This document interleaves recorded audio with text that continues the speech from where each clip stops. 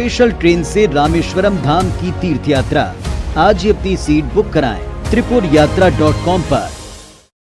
और भोपाल से बड़ी खबर इस वक्त की आपको बता दें, जहां नेता प्रतिपक्ष गोविंद सिंह का एक बार फिर दर्द झलका है। सीएम और मंत्रियों पर नजरअंदाज करने का उन्होंने आरोप लगाया है। कांग्रेस नेताओं के पत्र का जवाब नहीं देने का भी आरोप लगाया है। कांग्रेस नेताओं की चिट्ठियों को नजरअंदाज करते हैं। मैंने 2 महीने में 30 से ज्यादा चिट्ठियां लिखी हैं, ये भी उन्होंने कहा है। वहीं एक भी पत्र का मंत्रियों ने जवाब नहीं दिया। आरोप पर मंत्री विश्वास सारंग ने पलटवार करते हुए कहा कि नेता प्रतिपक्ष बनने के बाद गोविंद सिंह अवसाद में हैं, तो कुछ तो बोलना ही पड़ेगा। उन्होंने कौन से पत्र लिखे हैं नहीं पता, ये भी विश्वास सारंग ने कहा। वहीं बीजेपी संवाद स्थापित करने वाली सरकार है, ये भी विश्वास सारंग की तरफ से जवाब आया।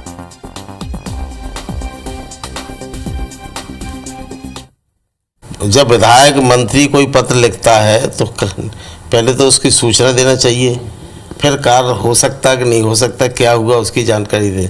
लेकिन हमारे मुख्यमंत्री ने ये परंपरा डाल रखी है और मंत्रियों को भी हिदायत दे दी है कि कोई भी एमएलए विधायक सांसद के पत्र के जवाब न दें।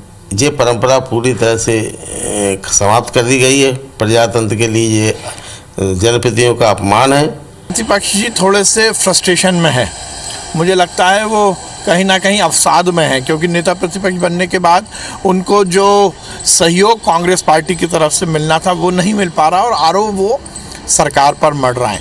अब ये बात भी सही है कि क्योंकि नेता प्रतिपक्ष हैं तो उन्हें कुछ ना कुछ बयानबाजी तो करनी है, पर भारतीय जनता पार्टी की सरकार कम्युनिकेशन स्थापित करने वाली सरकार है, संवाद स्थापित करने वाली सरकार है। और लगातार बयानबाजी का दौर जारी है और ज्यादा चर्चा के लिए हमारे साथ दोनों ही पार्टियों से नेता जुड़ चुके हैं। बीजेपी से आशीष अग्रवाल जी हैं और कांग्रेस से राम पांडे जी। तो सबसे पहले आशीष जी, आपसे ही जानना चाहेंगे कि ब्यूरोक्रेसी पर लगातार सवाल खड़े कर रहे थे और अब मंत्रियों पर भी सवाल उठा रहे हैं कि मंत्री नहीं सुनते हैं। जवाब नहीं होते हुए सिर्फ प्रश्न ही उठा सकते हैं। वैसे कांग्रेसियों ने तो 15 महीने की अपनी सरकार में भी प्रश्न ही उठाए थे।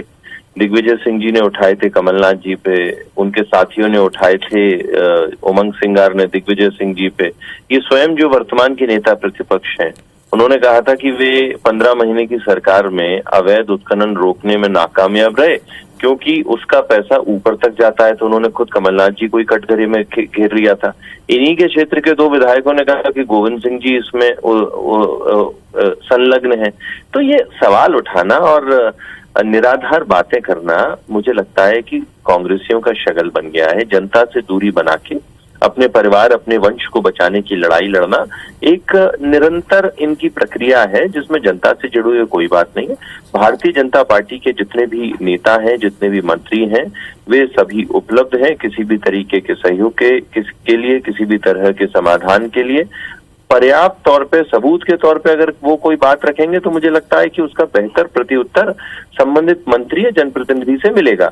इस तरीके की सिर्फ हवा में गेंद उछाल के उसको खेलना मुझे लगता है कि एक गैर जिम्मेदाराना नेता प्रतिपक्ष की निशानी है। मैं बहुत ही आदर और सम्मान के साथ गोविंद सिंह जी को देखता हूँ। एक लंबे समय से जनप्रतिनिधि हैं, उन्होंने लंबे समय से अपनी जनता को सेवा की है, तभी वे चुनी गए हैं।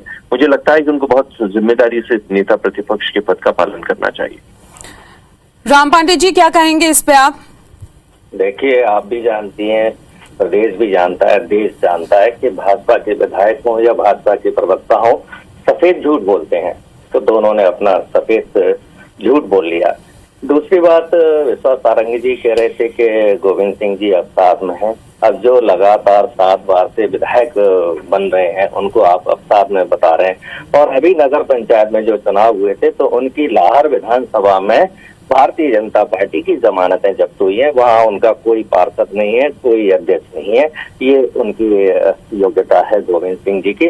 और दूसरी बात ये है कि जो विधायक सवाल उठाता है वो जनता के सवाल उठाते हैं, जनता के प्रतिनिधि होते हैं विधायक। तो वो पूछ रहे हैं कि भाई आपने इतनी महंगाई कर दी है, 28% जीएसटी लगा दिया है, 30% इनकम टैक्स है, दूध, दही, दाल, पेट्रोल, डीजल सब महंगा कर दिया है। तो ये पैसा जो जा रहा है ये कहाँ जा रहा है? जैसे अभी हम कारम बांध की बात करें, कारम बांध का प्रोजेक्ट 100 करोड़ का था, और भारतीय जनता पार्टी ने उसको 300 करोड़ का कर दिया। तो गोविंद सिंह जी पूछ रहे हैं ये 200 करोड़ रुपए किसकी जेब में गया?